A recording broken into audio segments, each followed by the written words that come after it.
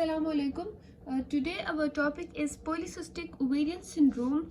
Polycystic ovarian syndrome, or also known as PCOS, is an important exam question and is frequently asked in your exams, and is also an OSCE station, as the PCOS model is present in most of the gynecology departments, as well as it is frequently asked in your vivas. Starting with the topic, polycystic ovarian syndrome is the most common endocrine disorder. You should know that it is an endocrine disorder, and there is some disturbance in the hormones of the body, right? And PCOS is characterized by hirsutism, obesity, infertility, and oligomenorrhea. Oligomenorrhea I have described and explained earlier. Hirsutism, I would like to first explain hirsutism. Hirsutism is defined as excessive growth of hair in abnormal positions of the body. The word excessive hair is difficult to quantitate, therefore it is reasonable to label hirsutism to an amount of hair growth which worries the patient, right? The infertility here is anovulatory infertility in 80% of the cases, and for hirsutism, it is found that it is in association with PCOS due to hyperandrogenism, polycystic ovarian syndrome, right? So the ovarian dysfunction may be due to increased increased follicle number, theca cell hyperplasia, dysregulation of P454C17 alpha enzyme. This is an MCQ involved in theca cell androgen biosynthesis. This can be the possible cause of the ovarian dysfunction. As the name indicates, it affects the ovaries, and polycystic ovaries are usually enlarged, right? I have drawn a diagram here. Polycystic ovaries are usually enlarged and have thickened white sclerotic capsule with subcapsular follicular cyst of varying size. It is enlarged and it has capsules of different sizes, right? And on cut surface, here I have tried to draw whole of the ovary, okay, and here I have shown a cut surface. On cut surface, the cortex is full of numerous small size cysts, okay, and if we send these polycystic ovaries for histology, on histological examination, the ovary contains atretic follicles, theca cell hyperplasia, and generalized increase in stroma. Now, as it is an endocrine disorder, so studying the endocrinology of this disease is very important. PCOS is associated with number of alteration in the hormonal levels, which are best expressed in the follicular phase, right?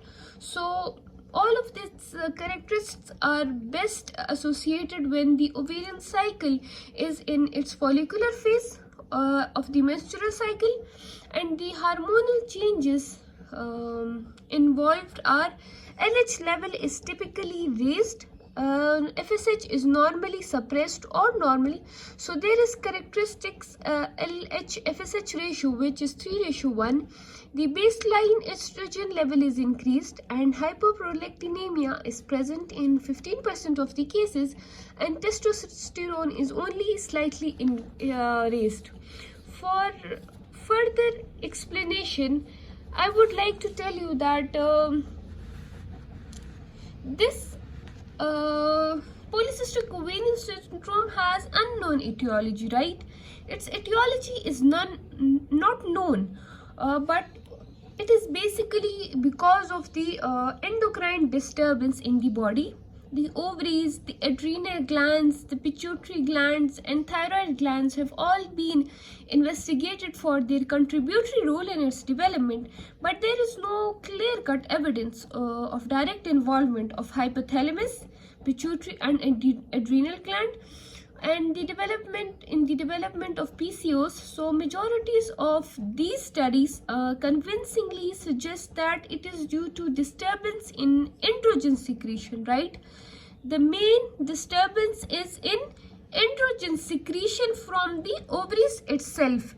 The disturbance which we get, note this point for your MCQs, that the basic disturbance is in the androgen secretions due to androgen secretions from the ovaries. The ovarian dysfunction may be due to increased follicle number or thicker cell hyperplasia. So how can we define PCOS? PCOS can be defined as a syndrome of ovarian dysfunction along with the cardinal features of hyperandrogenism and polycystic ovarian syndrome morphologies, right? So this is quite a complete definition to represent or to write in your paper that PCOS is a syndrome of ovarian dysfunction, right? As I explained earlier, that ovarian dysfunction due to androgen disturbance is one of the etiology. So ovarian dysfunction along with the cardinal features, the most important features are hyperandrogenism and PCOS morphology. Okay, now the clinical features. As I told you earlier that PCOS is characterized by the characteristics of PCOS is hirsutism, obesity, infertility, and oligomenorrhea.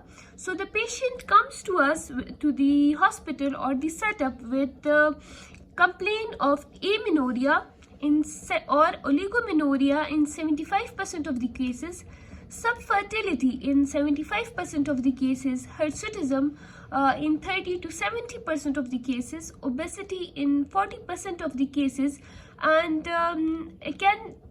acanthosis nigricans in 40% of the cases, right? No, sorry, this is not 40% of the cases, it is 2% of the cases. Acanthosis nigricans is that there are areas of increased pigmentation in the flexural skin area, which may be the axilla. Okay, so in 2% of the cases, acanthosis nigricans is seen, and it is also associated with increased risk of type 2 diabetes, cardiovascular events, and they mostly affect women of reproductive age, right? So when you are attempting a scenario, the female presented to you, for example, when they say in the scenario that the female presents to you with obesity and complains of increased facial hair, or she is trying to conceive for the last 2 years, or she may complain of amenorrhea since the last 1 year or 2 years. So these are the very clear-cut clinical features that are linked with PCOS, and obesity is very commonly seen in women who complain of PCOS, right? And she is of the reproductive age. This is also you should roughly know about the ages, because it is very helpful in diagnosis and establishing a diagnosis. Now moving on to the diagnosis. First of all, history. As I tell you in each of my lecture that history is the most important and essential part in your diagnosis. A good history can lead you to a more accurate diagnosis and can help you to diagnose easily. The questions which should be asked are these. I tell you about some questions and some important points that you should ask in each patient which come to you with the presenting complaint. Like these are the questions you should ask in PCOS: that duration of the complaint, distribution of hair on the body, and their rate of growth. And you should ask about the severity. How can you ask about the severity? It is assisted by the number of times cosmetic treatment is needed per week. Or you can ask her that what was the hair growth previously and what is the hair growth now.